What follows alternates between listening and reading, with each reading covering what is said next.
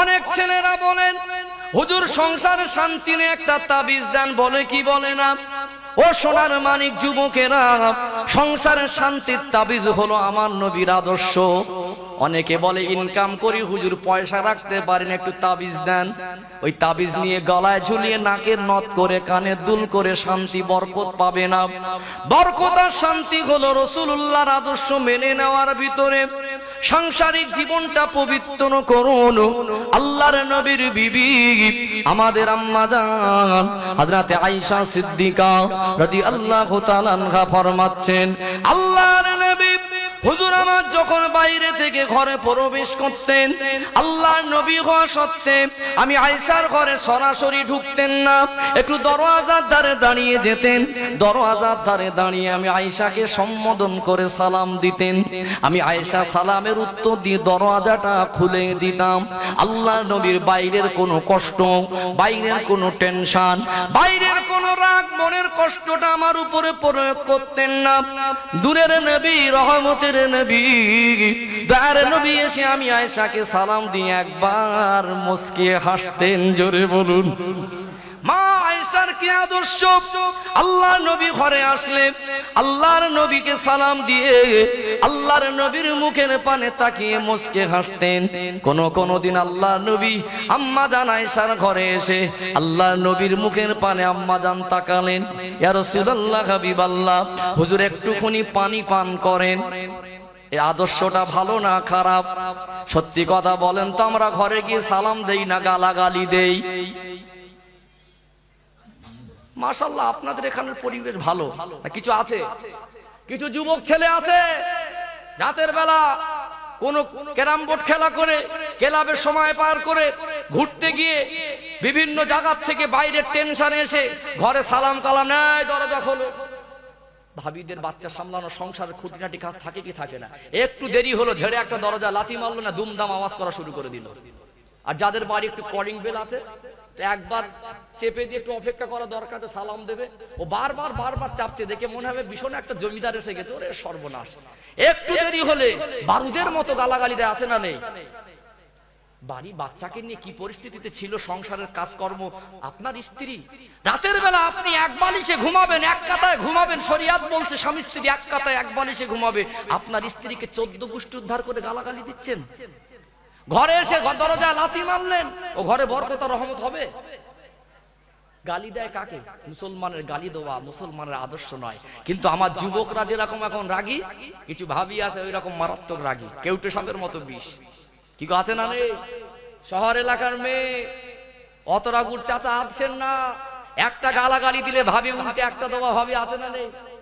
সব সময় ইচ্ছা মতো তুমি যেমন করবো তাই, বিবাহ করেছো বলে আমার মাথা কিনে রাখুনি, তোমার মতো আরো স্বামী আমার হয়ে যাবে, আমার বাপের পয়সা আছে, একটা গালাগালি দিলে উল্টে একটা দেয়, আছে না নেই?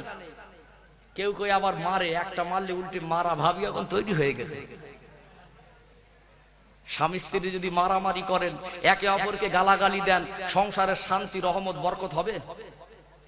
আসসালামু আলাইকুম ওয়া রাহমাতুল্লাহি ওয়া বারাকাতুহু, এই সালাম দেওয়ার প্রচলন, সালাম দেওয়ার বিধান, সালাম দেওয়ার সিস্টেম, এটা রাসূলুল্লাহ শিখিয়েছেন না শেখাননি?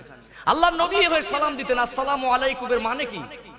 আল্লাহ আপনাদের প্রতি শান্তি রহমত আর বরকত দেন। বলুন না সুবহানাল্লাহ। তাহলে আপনার বাড়ি যদি আব্বা থাকে, মা থাকে, বিবি থাকে, সন্তান থাকে, তাদের জন্য শান্তি রহমত আর বরকতের দোয়াটা সব থেকে বড় দোয়া না? কিন্তু একটা সূক্ষ্ম ব্যাখ্যা তথ্যের ভিতরে আছে। অনেক ভাইয়েরা যারা একটু ধর্ম নিয়ে গবেষণা করে, অন্য ধর্মের মানুষ, তারা হয়তো আমাদের ভুল ধরবে, ব্যাকরণের ভুল। কি ভুল? ঘরে যদি আপনার বিবি একা থাকে বা আব্বা বা মা যদি একা থাকে, আপনি জানেন আমার ঘরে মা একাই রয়েছে, অতএব ওখানে গিয়ে সালাম দিতে হয় আসসালামু আলাইকুম। কিন্তু কুম হচ্ছে বহু বচন, আল্লাহ আপনাদের প্রতি। রাস্তায় আসছে একজন ব্যক্তিকে দেখেও বলে আসসালামু আলাইকুম, কিন্তু কা হচ্ছে এক বচন, আল্লাহ আপনার প্রতি আসসালামু আলাইকা। কিন্তু যখন কুম বলা হয় আপনাদের প্রতি, অতএব একজন মানুষকে আপনাদের প্রতি কেন বলা হয়? ওই মানুষটা একা থাকে না, সঙ্গে ফারিস্তা থাকে? জোরে বলেন, একা থাকে না ফারিস্তা থাকে? কিন্তু হাজী সাহেবদের জিজ্ঞাসা করবেন, মক্কা শরীফে মদিনা শরীফে হজ করতে গিয়ে রাসূলুল্লাহর মাজারে গিয়ে সালাম দেয় আসসালাতু আসসালামু আলাইকা।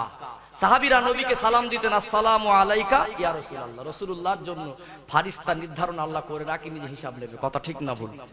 সম্মানীয় উপস্থিতি, তাহলে আপনি সালাম দিচ্ছেন একজন ব্যক্তিকে, শুধু ঘরবাসীকে নয়, তাদের সঙ্গে যে ফারিস্তা আছে তাদেরকেও। অতএব সালাম দিলেন, উত্তর শুধুই মানুষটা দেয় না, ফারিস্তাও দেয়। ফারিস্তাকে সম্বোধন করে যদি সালাম দেন, উত্তরও ফারিস্তা দেবে। তাহলে আপনার নসিবে ফারিস্তার দোয়াটাও লেগে যাবে। জোরে বলুন সুবহানাল্লাহ। আজ যদি এখান থেকে উঠে গিয়ে জীবনে একটা আমল করতে পারেন, যখনই ঘরে যাবো একটু সালাম দেবো, সালাম দিলে আর গালাগালি দেওয়ার মতো মানসিকতা তৈরি হবে।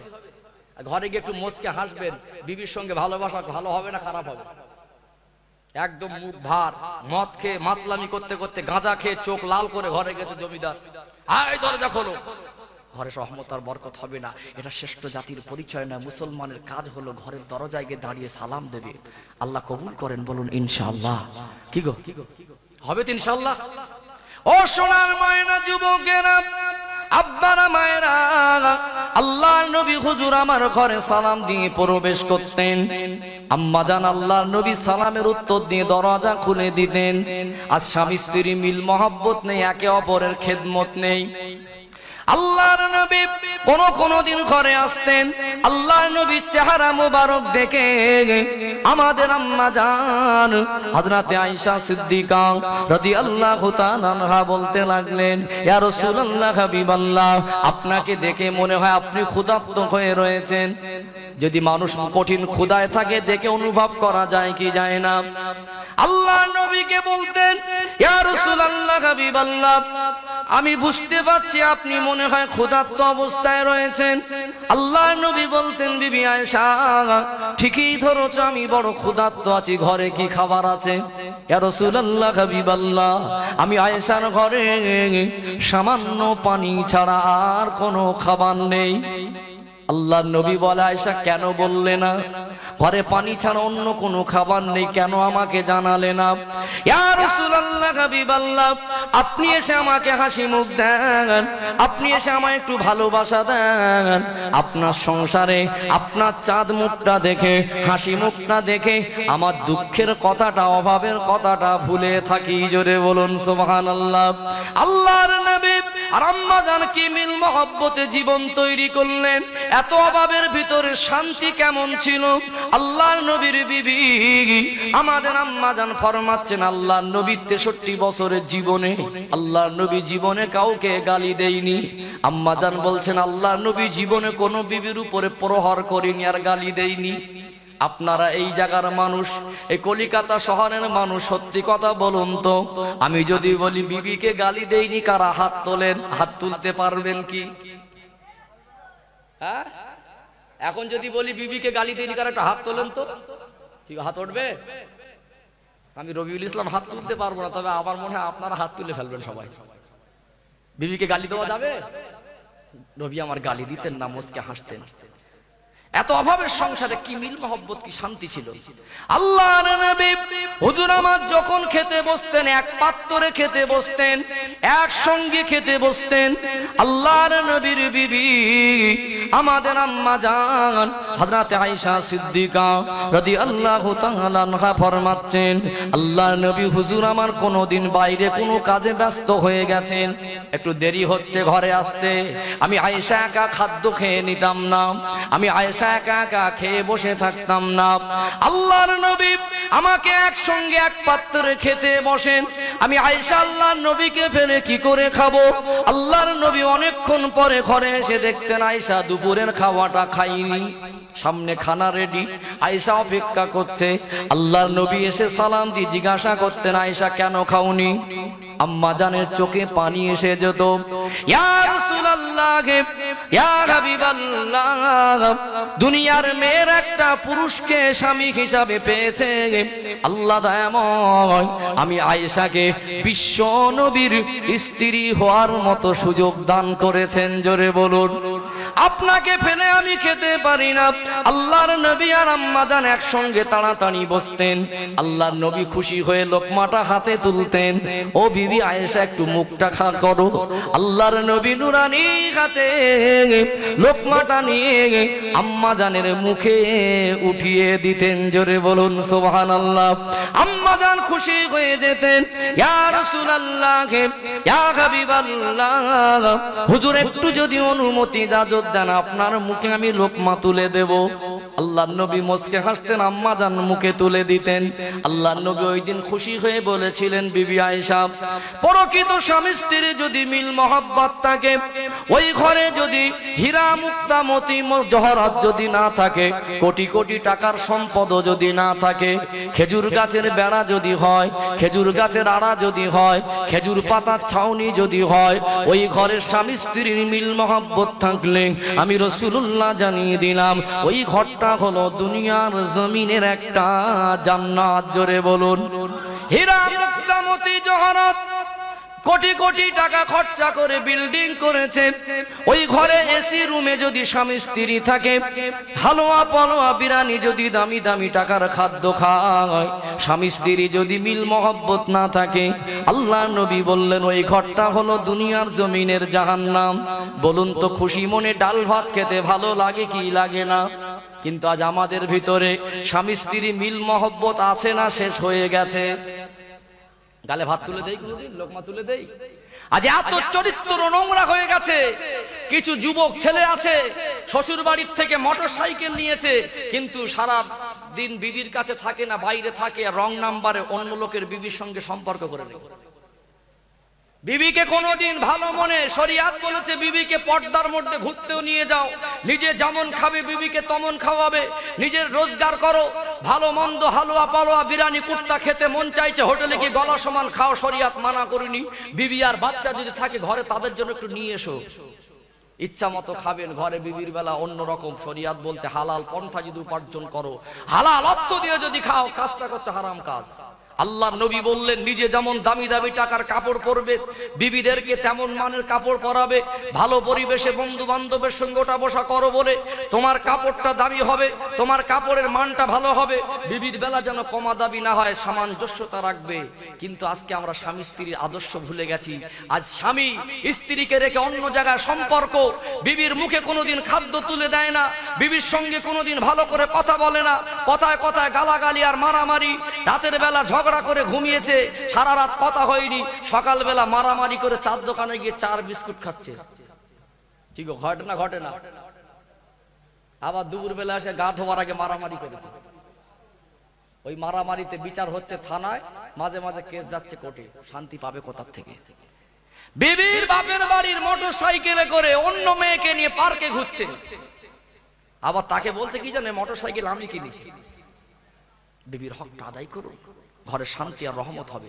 অনেক ভাবিরা আছে নোংরা কালচারে জড়িয়ে পড়েছে, স্বামী রোজগার করে, বাইরে পরিশ্রম করে, অনেক পরিবারের মানুষ সেই রকম আব্বা জমি সম্পদ জায়গা ব্যবসা রেখে যেতে পারিনি, একটু অভাবের সংসার আছে না নেই?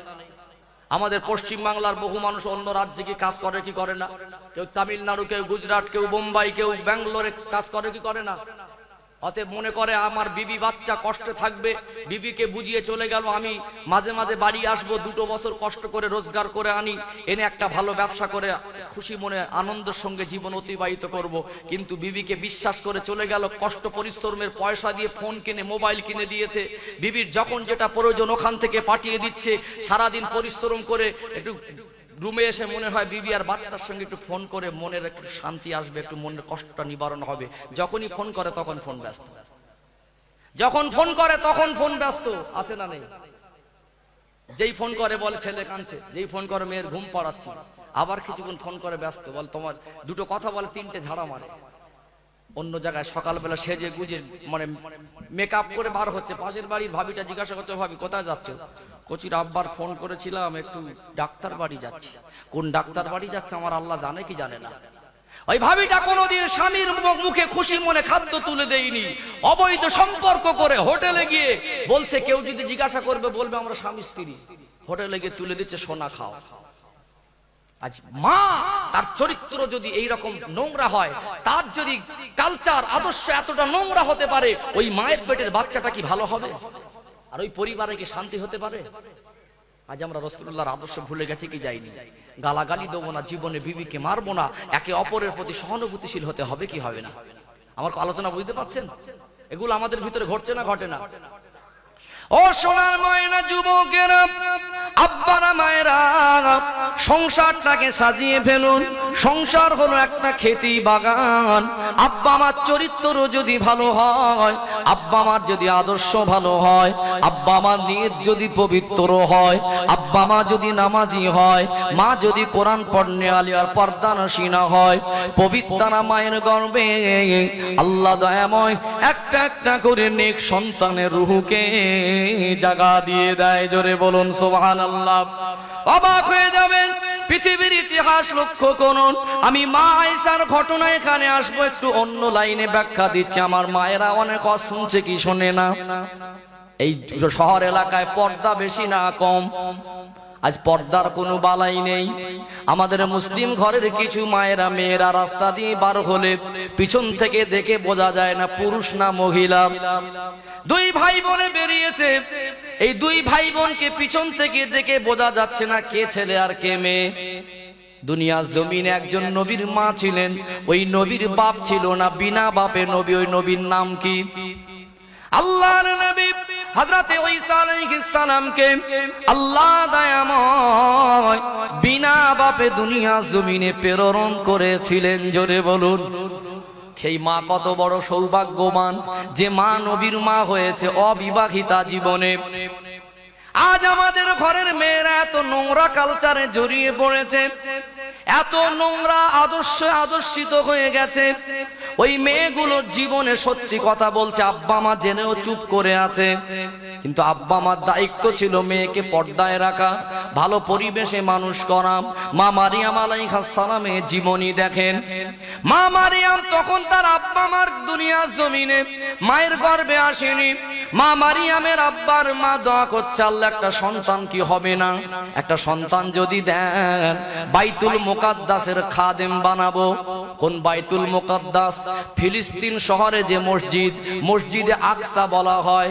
মেরাজের রাতে আমার দয়ার নবী তামাম নবীদেরকে নিয়ে যেখানে নামাজ আদায় করেছিলেন, ওটা হলো মসজিদে আকসা, বাইতুল মুকাদ্দাস। ওই বাইতুল মুকাদ্দাস আল্লাহর নবী সুলাইমান আলাইহিস সালাম জেনেদের দ্বারা তৈরি করেছিলেন, নির্মাণ করেছিলেন। আল্লাহর নবী সুলাইমান আলাইহিস সালাম লাঠি হাতে দাঁড়িয়ে থাকতেন, জেনেরা কাজ করে করে বাইতুল মুকাদ্দাস মসজিদ করতেন। এমন সময় আল্লাহ হুকুম করে, ফেরেশতা আজরাইল আমার নবী সুলাইমানের জানটা কবজ করো। আজরাইল ফেরেশতা বলে, আল্লাহ আপনার নবী সুলাইমান নেতৃত্ব দিচ্ছে, জেনেরা কাজ করে মসজিদ নির্মাণ করছে, এখন মসজিদের কাজ সম্পূর্ণ হয়নি। আল্লাহ আপনার নবী সুলাইমান যদি দুনিয়া থেকে মিটে যায়, মসজিদ অসম্পূর্ণ থেকে যাবে। আল্লাহ বলে, আজরাইল আমার হুকুমটা পালন করো, বাকি কাজটা আমি দেখে নেব। নবী সুলাইমান আলাইহিস সালাম ইন্তেকালের পরে দীর্ঘ সময়, দীর্ঘ কয়েক মাস যাবত লাঠির উপরে ভর করে ওইভাবে জমিনের উপরে দাঁড়িয়েছিলেন। জোরে বলুন। জেনেরা জানতে পারিনি নবী সুলাইমান ইন্তেকাল করেছেন। কি বলবো আপনাদের, গভীর মনোযোগ দিয়ে শুনুন। ও সোনার ময়না যুবকেরা, মসজিদে নির্মাণ হয়ে গেল। আল্লাহ ওই লাঠি টাঠি উই পোকা লাগিয়ে দিলেন, জমিনে ঢলে পড়লেন। সেই মসজিদের সম্মান ঐতিহ্য বেশি না কম? একজন নবীর নেতৃত্বে জেনেরা করেছেন। ওই মসজিদে আমার নবী মেরাজের রাতে নবীদের নিয়ে নামাজ পড়েছেন। ওই মসজিদের কথাটা কোরআন শরীফে আছে, সুবহানাল্লাযী আসরা বিআবদিহি লাইলাম মিনাল মাসজিদিল হারাম ইলাল মাসজিদিল আকসা। ওই মসজিদে আকসা ক্যালেন্ডারে দেখবেন বড় সবুজ হলুদ আকারের গম্বুজের একটা মসজিদের ছবি পাওয়া যায় কি যায় না? গম্বুজটা বড় হলুদ আকারে, ওটা হলো মসজিদে আকসার ছবি।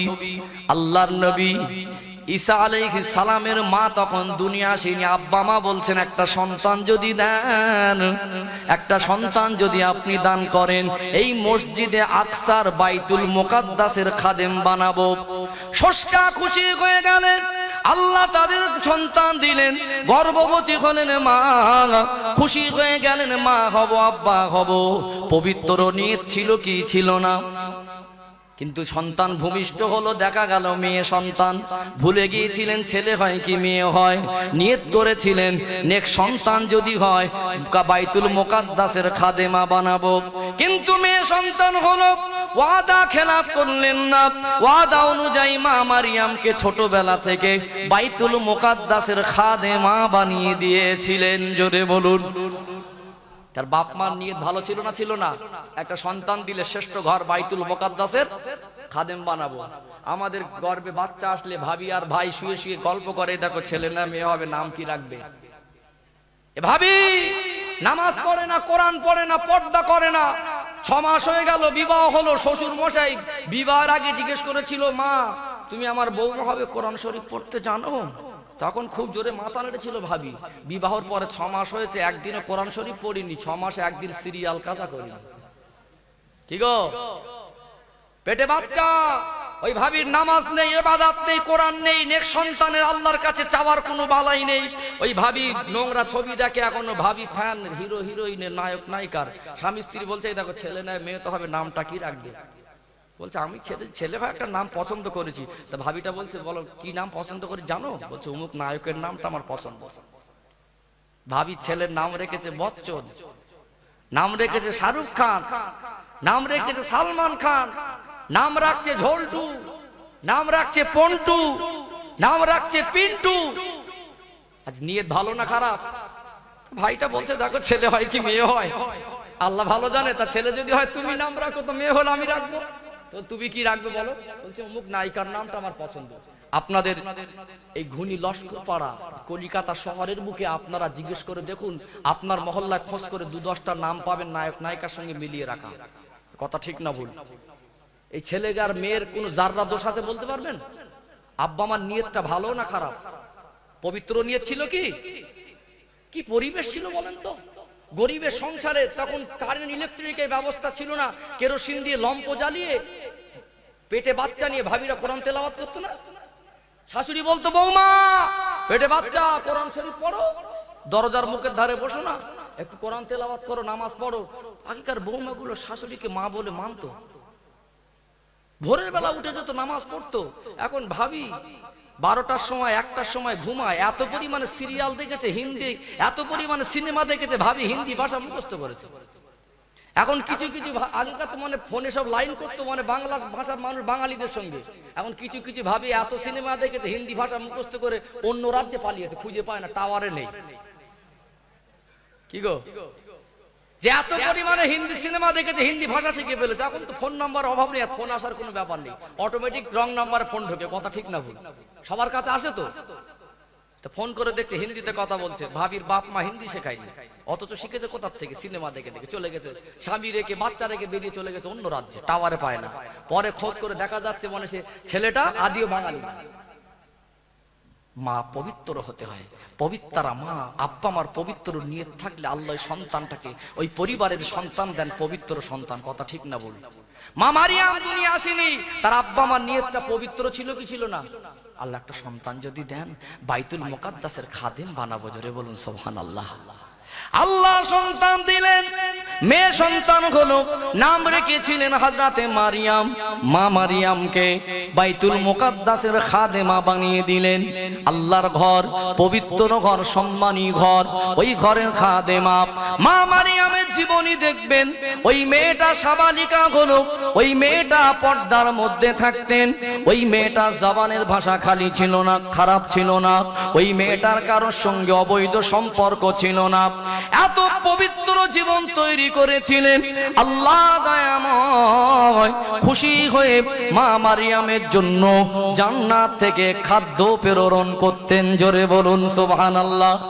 এখন ফ্যাশন হয়ে গেছে, আপনার মেয়েটা পার্কে গিয়ে সিগারেট টানছে, বাপ জানে না। ওই মেয়েটা সিগারেট টানছে, এখন সেলফি তুলে ফেসবুকে পোস্ট করছে। ও সোনার মানিক আমার বোন, মনে রাখ করো না তোমরা আমার মায়ের জাতি, দুঃখ নিও না। তোমার চরিত্র আর কালচার যদি ভালো না হয়, কোনোদিন তুমি ভালো সন্তানের মা হতে পারবে না। জীবন তৈরি করেন। মা মারিয়াম ছিলেন অবিবাহিতা সাবালিকা জীবন। দুনিয়ার মানুষকে আল্লাহ দেখিয়ে দিয়েছেন মা মারিয়ামের আমল ইবাদতে পবিত্র জীবনে আল্লাহ খুশি হয়ে জান্নাত থেকে খাদ্য প্রেরণ করত। মানুষ দেখে অবাক হয়ে যেত, এই খাদ্য ফিলিস্তিনের শহরে পাওয়া যায় না, কোথায় পাওয়া খাবার? মারিয়ামকে জিজ্ঞাসা করত, ক্বালা ইয়া মারিয়ামু আন্না লাকি হাযা, এ এত মিষ্টিমতি দামি খাদ্য যেটা ফিলিস্তিনের শহরে পাওয়া যায় না, কোথায় পাও? আল্লাহর বান্দি মারিয়াম বলতেন ক্বালাত হুয়া মিন ইনদিল্লাহ, এটা আমার আল্লাহ পাকের তরফ থেকে আসে। জোরে বলুন। পবিত্র জীবন তৈরি করেছিলেন আল্লাহ দয়াময়। যে মেয়েটার জন্য জান্নাত থেকে খাদ্য প্রেরণ করেন, ওই মেয়েটা পৃথিবীর জমিনের শ্রেষ্ঠ মেয়ে। আল্লাহ জামানার নবী করবেন, কার কাছে পাঠাবেন? কোন মায়ের গর্ভে পাঠাবেন? অবিবাহিততা অসুবিধে কোথায়? আল্লাহর কাছে অসম্ভব কিছু নয়। আমার আল্লাহ চাইলে সবকিছু করতে পারেন কি পারেন না? আল্লাহ দয়াময় মা মারিয়ামকে সেই সময় পবিত্রা মা ছিলেন, পবিত্র জীবন ছিল, জীবনটা পবিত্র জীবন তৈরি করেছিলেন, সেই জন্য জামানার নবীর মা বানিয়ে দিয়েছিলেন। এমনি হয়েছে নবীর মা হবে? এই সময় ফেসবুকে সেলফি দিচ্ছে সিগারেট টেনে, প্যান্ট শার্ট পরে পার্কে ঘুরে, বাপ মা চোখ ফাঁকি দিয়ে কলেজে যাওয়ার নাম করে পার্কে গিয়ে ওই মেয়ের ভিতরে আদর্শ যদি না থাকে, নোংরা কালচার নিয়ে যদি বড় হয়, ওই মেয়েটার যদি পর্দা না থাকে, নামাজ না থাকে, পবিত্র জীবন না তৈরি করে, কখনো ওই মেয়েটা ভালো সন্তানের মা হতে পারে না। কথা ঠিক না ভুল? কষ্ট পাচ্ছেন নাকি? আমার কথাগুলো বাস্তব না অবাস্তব? আমি কিন্তু গোড়ার রোগ ধরছি। হুজুর রাওয়াজ করছে নামাজ পড়ো, নামাজ পড়ো, নামাজ পড়ো। 7 বছরের জায়গা 70 বছর, 70 বছরের জায়গা 700 বছর ওয়াজ করে নামাজই হবে না। কাদের বলছেন নামাজ পড়ে? তো নামাজ জানে না। বরং ওই ওয়াজ করার থেকে নামাজ কেন শিখিনি, কাদের শেখানোর দায়িত্ব ছিল, ওই ওয়াজটা করেন। নামাজ পড়ার ওয়াজ আর করতে হবে না। কি গো, বাপ মাকে যদি ওয়াজ করে দিয়ে তোমার ছেলেদের নামাজ শেখাও, ওই ছেলেটা বড় হয়ে যদি আব্বা মার থেকে নামাজ শিখে নামাজি হয়, ওকে ওয়াজ করা লাগবে? নামাজ পড়ো। ছেলে গাড়ি চালাতে জানে না, তাকে দামি গাড়ি কিনে দিল, গাড়ি চালাও, গাড়ি চালাও, গাড়ি চালাও, গাড়ি চালাবে? বোকামি হবে না? যে চালাতে জানে না তাকে বলছে গাড়ি চালাও। বরং যদি যোগ্য ড্রাইভার হয়, ভালো ড্রাইভার হয়, ও গাড়ি দিলে এমনি চালাবে।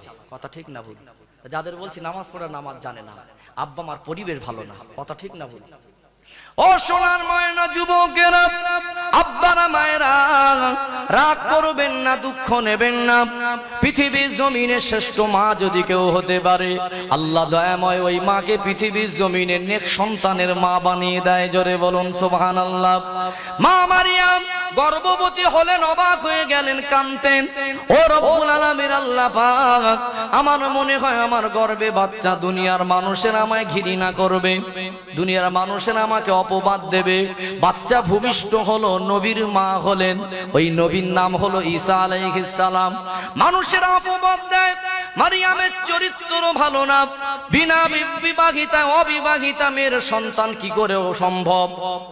আল্লাহর নবী হযরত ঈসা আলাইহিস সালামের মাকে আল্লাহ যেমন নবীর মা বানিয়েছেন, বিনা স্বামীতে যদি সন্তান দেন, আল্লাহ তাআলা চাইলে সম্মান রক্ষা করতে পারেন কি পারেন না? মা মারিয়াম বলতেন, আমার আদর্শ খারাপ, আমার কালচার যদি নোংরা হয়, তোমরা আমাকে বলছো ঠিকই কথা, তবে ওই ছেলেটা কাঁদছে না, একটু গিয়ে জিজ্ঞাসা করো। মানুষ অবাক হয়ে যায়, 2-4 দিনের বাচ্চা কি কথা বলতে পারে? মা মারিয়াম বললেন, জিজ্ঞাসা করেন কার ছেলে? আল্লাহ নবী ঈসা আলাইহিস সালামকে মানুষেরা জিজ্ঞাসা করে, ছোট বাচ্চা, হে বাচ্চা তুমি কে?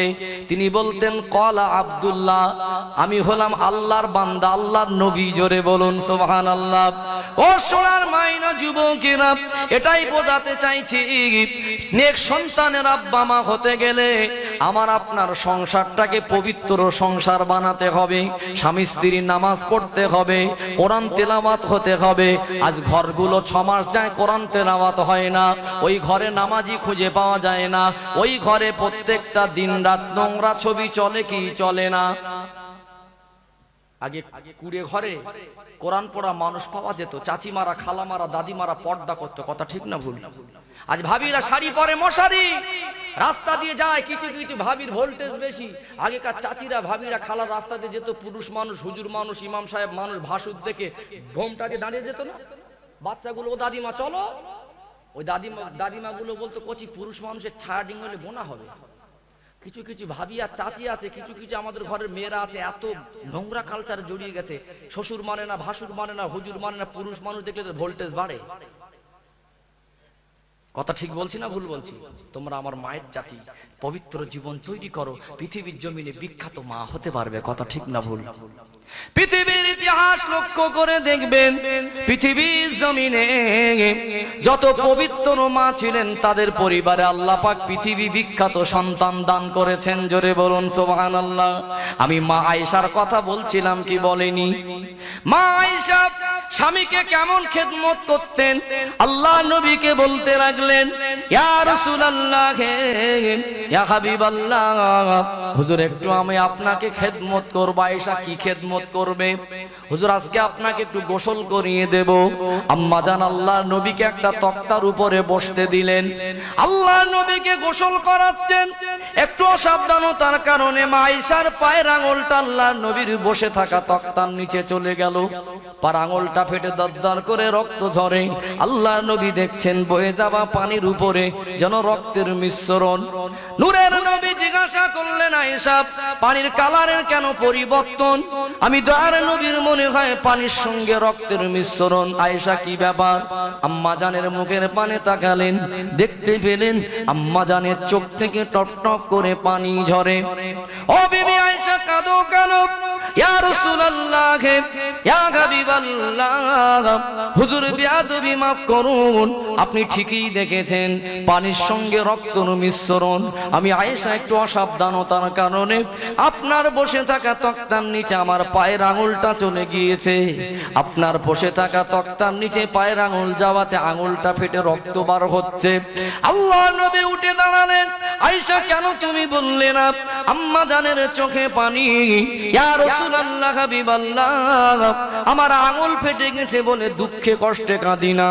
আপনার মতো নূরের নবী দয়ার নবীর জন্য আমি আয়েশা, আমার যদি কলিজাটা ফেটে যেত আমি আমার জীবনটাকে ধন্য মনে করতাম।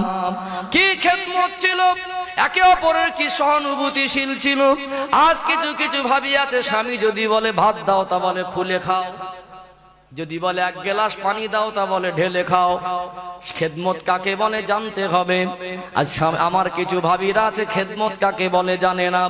অনেকে কষ্ট পরিশ্রম করে আসে, এসে যদি বলে এক গ্লাস পানি দাও, কিছু ভাবি আছে গ্লাসটা ধরে ঠুকে বসিয়ে দেয়। আছে না নেই? এক গ্লাস পানি দাও, ঠুকে বসিয়ে দিল। বলছে জামা কাপড়গুলোকে পরিষ্কার করে রেখো। জামা কাপড় পরিষ্কার করছে আর মনে মনে গালাগালি করছে, আমার বাপ কোথায় দিয়ে দিল।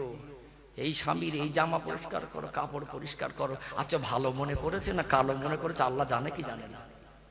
খেদমত কাকে বলে জানতে হবে। স্বামী পরিশ্রম করে, স্বামীর খেদমত করতে গেলে স্বামী হুকুম করার আগে না বলায় করে দেওয়ার নাম হলো খেদমত। কষ্ট করে এসে যদি বলে এক গ্লাস পানি দাও, ওটা খেদমত হবে না, হুকুম পালন হবে। স্বামী এসেছে এমনি খুশি মনে এই পানিটা পান করেন, ও খাক আর না খাক, এক ঢোক খেলেও ওই পানিটা মধুর থেকে মিষ্টি লাগবে না? আসলে মিষ্টি, সেই মিষ্টি না হলেও মনে একটা তৃপ্তি হবে। আর পানি চেয়েছে ভালো মনে দিল কি কালো মনে দিল কে জানে।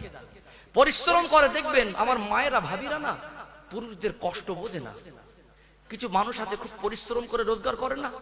এই বিল্ডিং ফ্ল্যাটের উপরে যারা জোগাড়ে কাজ করে, সিমেন্টের বস্তাগুলো কত কষ্ট করে তোলে বলেন। যারা ছাদ ঢালায় কাজ করে, এখন তো মেশিন হয়ে গেছে, তারপরেও তো কিছু মিস্ত্রির প্রয়োজন হয় কি হয় না। এই প্রখর রৌদ্রে পরিশ্রম করে বিবি বাচ্চার মুখে একটু হাত তুলে দেবে, কিন্তু এই কষ্টটা বোঝে না। এত কষ্ট করেছে, মাথার ঘাম পায়ের তলায় টপ টপ করে পড়েছে, ঘাম মরিনি, কিন্তু ওই ভাইটা সেদিন কি করেছে, গোস্ত কিনে খুশি মনে বাড়ি নিয়ে গেছে। বিবি বাচ্চা দাবি করিনি, কিন্তু এত কষ্টের পয়সা, ঘাম মরিনি, ওই টাকা থেকে গোস্ত কিনে ভালো মন্দ কিনে বাড়ি দিয়ে ওনার মনে কষ্ট থাকে না, আনন্দ হয়। একটা আনন্দ হয় যে আমি আমার কষ্টের টাকা দিয়ে বিবি বাচ্চার মুখে এতটুকু তুলে দিতে পেরেছি, ওটাই ওর কাছে অনেক বড় খুশি না? কিন্তু আমার কিছু ভাবি আছে মেনে নিতে চায় না, বোঝে না। খুললো দেখলে জামাটা আমার বাচ্চার মানাবে, বা এই কাপড়টা আমার বিবিকে খুব মানাবে, কাপড়টা এনে দিল খুশি মনে, কষ্টের পয়সা দিয়ে, মনটা বড় উদাস ছিল, যাক আজকে আমার বিবিকে এটা খুশি মনে দেবো। এনে দেওয়ার পরে নিল, এইরকম ছুঁড়ে ফেলে দিল। কি আছে না নেই? কত নিয়েছে আগে দাম বলছে, কত নিয়েছে। দামের সঙ্গে কি ব্যাপার? স্বামীর পছন্দ তো তোমার পছন্দ হওয়া দরকার, কথা ঠিক না ভুল? দামের সঙ্গে কি ব্যাপার? না, তোমার পছন্দ আমার পছন্দ হয় না, তোমার পছন্দ আমার পছন্দ হয় না। কি গো, বলে না বলে না? তুমি পয়সা দেবে, আমি কিনতে যাব। হ্যাঁ, অন্য সময় ভালোবেসে টাকা চেয়ে কিনে এনো পর্দার সঙ্গে গিয়ে। স্বামী যেটা দিয়েছে ওটা খুশি মনে গ্রহণ করা দরকার ছিল কি ছিল না? কিছু কিছু ভাবি আছে মেজাজ খিটখিটে হয়ে গেছে, মানে অন্য জায়গায় সম্পর্ক, স্বামী দুটো কথা বললে ঝাড়া মারে, আছে না নেই? কিছু কিছু ভাবি আছে দেখবেন সংসারে মাতব্বর বেশি, স্বামীকে সম্মান করে না। একটা মেহমান অতিথি আসলে বসতে জায়গা দিল, দুজনে বসে থাকে স্বামী স্ত্রী। একটা পুরুষ মানুষ তার স্বামীর সঙ্গে কথোপকথন করতে আসছে, কিন্তু ভাবি পাশ থেকে বেশি জোরে জোরে ফটফট করে কথা বলে, আছে না নেই? যে বাড়িতে ভাবিরা মোড়ল বেশি, শান্তি বেশি না অশান্তি বেশি? জোরে বলেন। ভাবি আর চাচি মোড়ল বেশি, সে বাড়িতে শান্তি বেশি না অশান্তি বেশি? অশান্তি বেশি। মাঝে মাঝে চেয়ারে বসে ভাই আর ভাবি বসে থাকে, ভাই দুটো কথা, ভাবি চারটে কথা বলে। আমি মাঝে মাঝে মনে করি এইটা ভাই না ওইটা ভাই, বুঝতে পারিনি। ও সোনার ময়না যুবকেরা, আব্বারা মায়েরা, রাগ করবেন না, দুঃখ নেবেন না, বাস্তব উপলব্ধি করার চেষ্টা করুন। একটা স্বামী স্ত্রীর সম্পর্ক মধুর সম্পর্ক। আল্লাহ নবী বললেন, স্বামী স্ত্রী একে অপরের মিল মহব্বত যদি থাকে, কুড়ে ঘরও যদি হয়, গরিবের সংসার যদি হয়, ওই ঘরটা হলো দুনিয়ার জমিনের একটা জান্নাত। জোরে বলুন সুবহানাল্লাহ।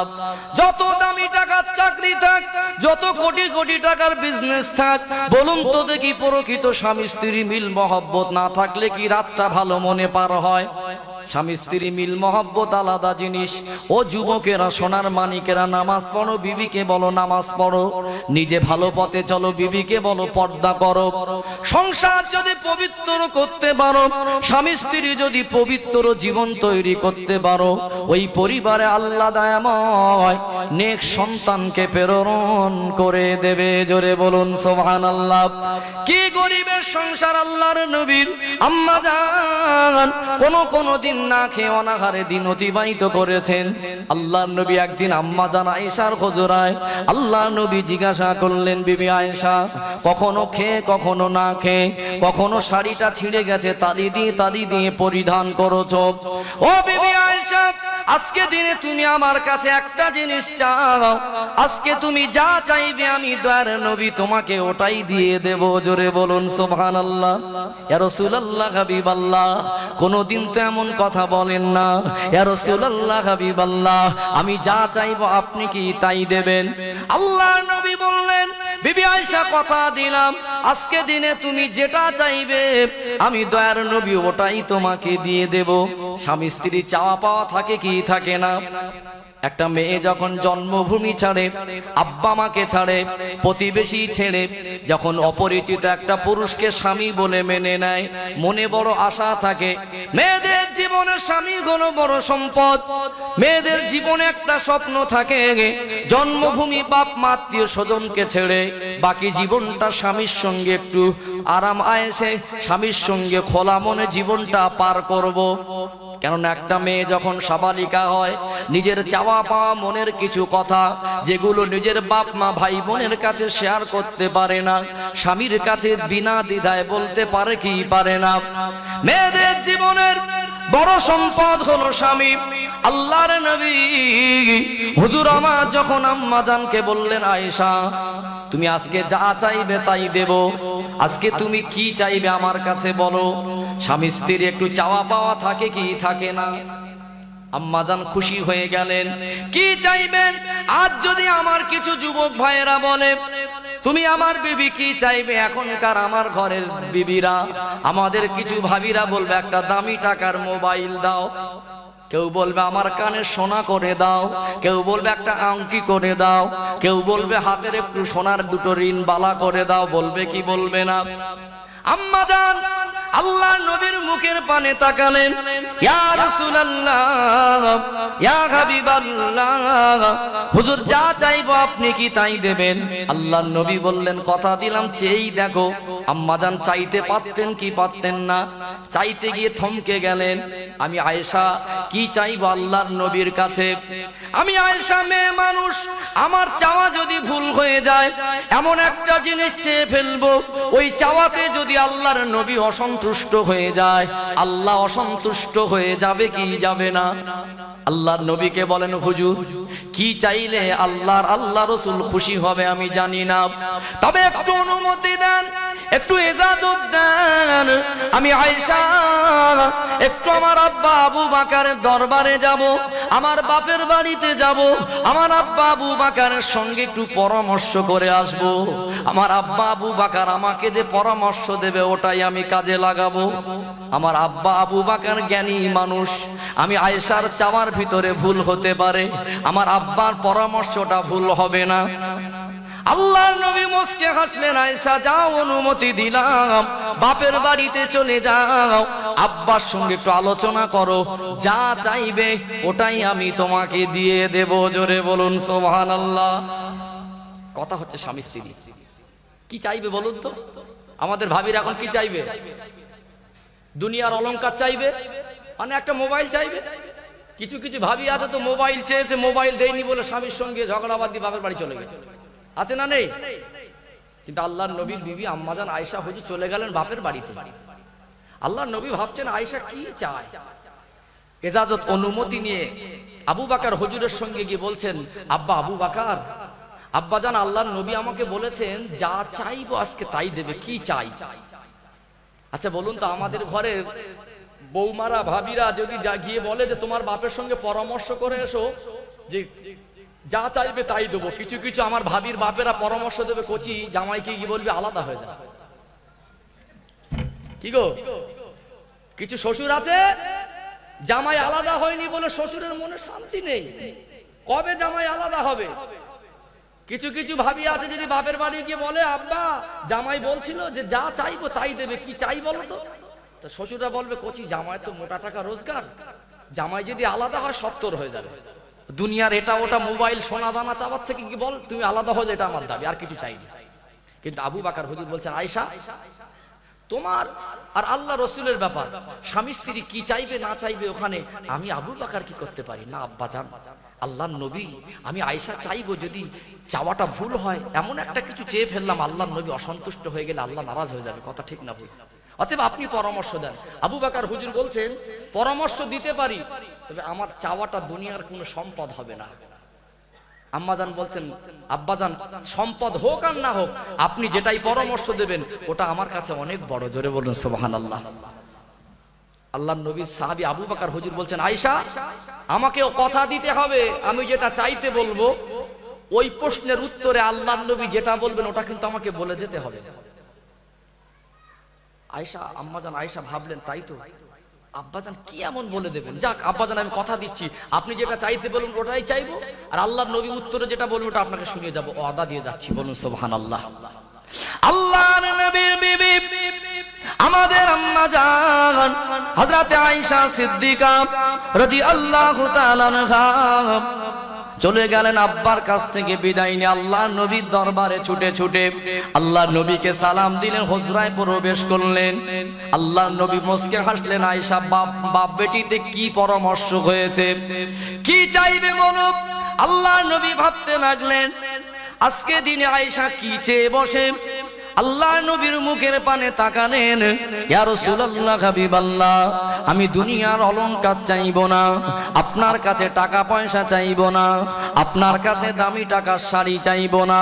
ইয়া রাসূলুল্লাহ হাবিবাল্লাহ আপনি দুনিয়ার জমিন থেকে আল্লাহর ডাকে আপনি মেরাজ শরীফে গিয়েছিলেন, আল্লাহ দয়াময় তার সৃষ্টির ভিতরে সবথেকে আপনাকে বড় ভালোবাসে। আল্লাহর সৃষ্টি কেউ আল্লাহকে দেখেনি আপনি ছাড়া, আমার নবী ছাড়া কি আল্লাহকে কেউ দেখেছে? ইয়া রাসূলুল্লাহ হাবিবাল্লাহ মেরাজে গিয়ে আল্লাহকে সরাসরি দেখেছেন, আল্লাহ আপনাকে নামাজ উপহার দিয়েছেন, নামাজটাকে আপনি নিয়ে এসেছেন।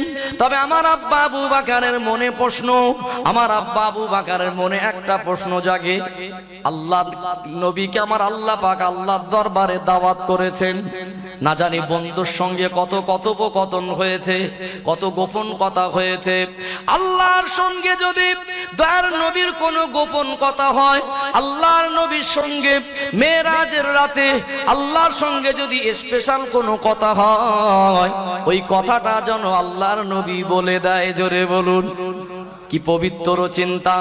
দেখবেন চায়ের দোকানে বসে থাকে 10-5টা মানুষ, হঠাৎ একটা বন্ধু এসে 5 জনের ভিতরে একজনকে ইশারা করে ডাকে, কানে কানে কিছু কথা বলে চলে যায়, ওই মানুষটা ঘুরে এসে বসলে পাশের মানুষের মনটা উসপাস করে, এই কি বলেছে বল। আল্লাহর নবী সাহাবী হযরত আবু বকর হুজুরের চিন্তাটা পবিত্র। আল্লাহর নবী সাহাবী হযরত আবু বকর হুজুরের মনে সব সময় প্রশ্ন হতো, আল্লাহর নবীর সঙ্গে না জানি কত স্পেশাল কথা হয়েছে, বন্ধুর সঙ্গে বন্ধুর দিদার, আল্লাহ দয়াময় তার নবীকে কাছে ডেকে আল্লাহ না জানি কত দামি দামি কথোপকথন করেছে, যত কথা হয়েছে আল্লাহর নবী যেটা বলেছেন, বাকি যদি কোনো কথা থেকে থাকে একটা ওর মধ্যে বলে দিই। আল্লাহর নবী এতটা খুশি হলেন, ও বিবি আয়েশা তুমি আজ এমন একটা জিনিস চেয়েছো, আজ তুমি এমন একটা জিনিস দাবি করেছো, আমি দয়ার নবী ভাবতেও পারিনি তুমি এমন জিনিস দাবি করবে। আল্লাহর নবী মুস্কে হাসি দিলেন, আয়েশা একটা খুশির সংবাদ কি শুনবে? ইয়া রাসূলুল্লাহ, ইয়া হাবিবাল্লাহ, হুজুর কি খুশির সংবাদ আপনি আমায় শোনান। আল্লাহর নবী বললেন, বিবি আয়েশা তুমি আজকে এমন একটা জিনিস চেয়েছো, এই চাওয়াতে আমার আল্লাহ তোমার উপরে রাজি হয়ে গেছে।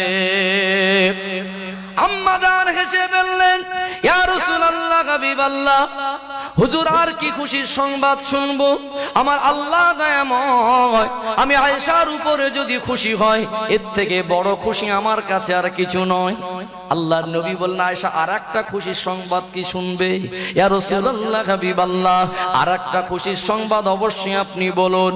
ও বিবি আয়েশা, আল্লাহ দয়াময় আজকে দিনে শুধু তুমি আয়েশা তোমার উপরে খুশি নয়, তোমার আব্বা আবু বকর যে পরামর্শ দিয়েছে, আমার আল্লাহ দয়াময় তোমার আব্বা আবু বকরের উপরেও রাজি হয়ে গেছে।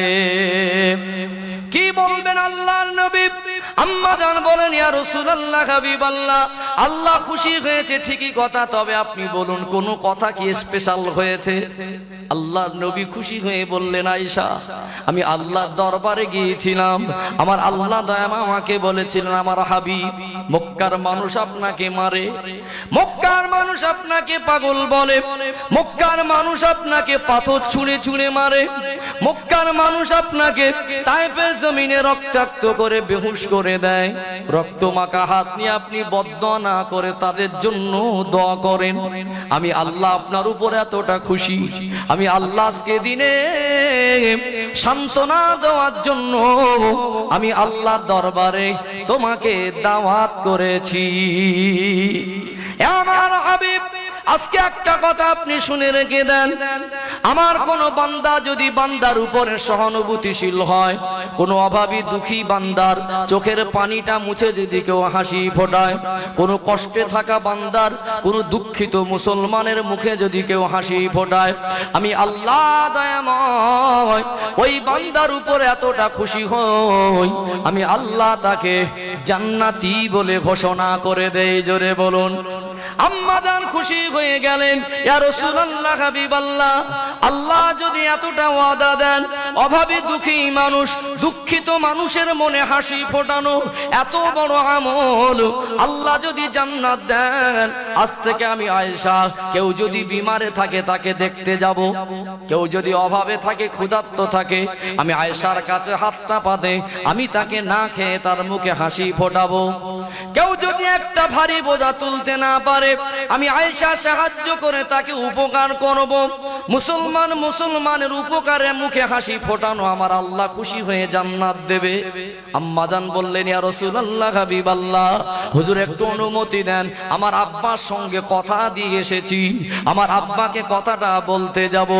ছুটে ছুটে গেলেন, আব্বা আবু বকরকে সালাম দিলেন, ও আব্বা জান আবু বকর, আল্লাহর নবীর দরবার থেকে এসেছি আব্বা। আল্লাহর নবীর কথাটা আম্মা জান আয়েশা আবু বকর হুজুরকে শোনাচ্ছেন। আবু বকর হুজুরের চোখ থেকে টপ টপ করে পানি ঝরে। আব্বা জান খুশির সংবাদ শোনালাম, কান্নার কথা তো বলি না আব্বা। আবু বকর হুজুর বলেছিলেন, আয়েশা তোমার চিন্তার আমার চিন্তার ভিতরে একটু পার্থক্য রয়েছে। কোন মুসলমান যদি মুসলমানের মুখে হাসি ফুটিয়ে জান্নাত হাসিল করতে পারে, আমি আবু বকরের বড় ভয় হয়। যদি কোনো মুসলমান মুসলমানের মনে দুঃখ দেয়, মুসলমানের মনে ব্যথা দেয়, আমার আল্লাহ তো ফলটা উল্টো করে দেবে। মুসলমানের মনে যদি হাসি ফুটিয়ে জান্নাত পাওয়া যায়, মুসলমানের মনে দুঃখ দিলে তো জাহান্নাম হবে।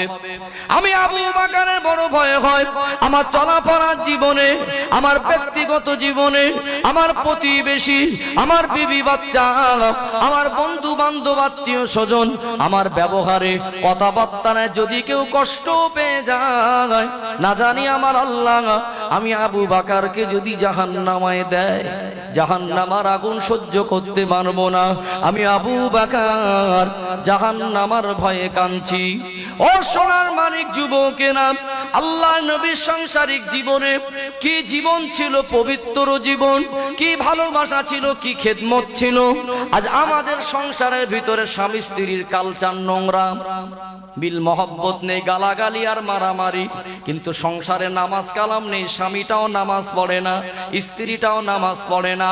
ওই ঘরগুলো হয়েছে ভিডিও হল। এ ঘরে বাপ দেখছে রাত 11টা পর্যন্ত মোবাইল, ও ঘরে ছেলে দেখছে, ও ঘরে শাশুড়ি, আর ও ঘরে বৌমা। ঘরে যদি রাত 12টা 1টা পর্যন্ত মোবাইলে নোংরা ছবি চলে, ওই ঘরে যদি কোরআন শরীফ গুলো তুলে রেখে ওর উপরে ঝুল পড়ে, মাকড়সায় জাল পেতে দেয়, ওই ঘরে যদি নামাজের পাঠি বিছিয়ে নামাজ পড়া মানুষ না পাওয়া যায়, ওই ঘরে কি রহমত আর বরকত হবে না গজব হবে? কিছু বুঝতে পারছেন?